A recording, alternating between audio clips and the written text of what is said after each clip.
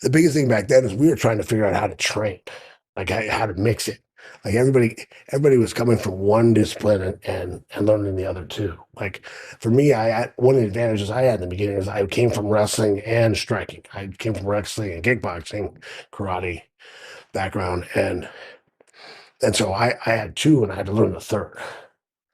You know, so but we're learning how to just train. How do you spar? How do you You guys were inventing the sport almost. right, and yeah, so Actually, not and things almost. are guys are getting better. You know, I mean, if you go look at leg locks back then, you know, most of these, the leg locks were so basic. You know, some of these they got away with. You couldn't get away with those nowadays. Yeah, you don't You know, see that those anymore, guys. right? Well, but no, but now the guys are just so much better at leg locks. Mm. They're different. You know, it's a different breed. But like now everybody, you start training and you can go to you know you decide a kid wants to train at 5, you take them out to a gym that does everything.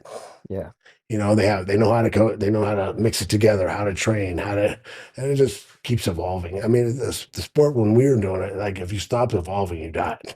Yeah. You know, it can start out with guys, wrestling versus boxing versus jiu-jitsu versus whatever, right?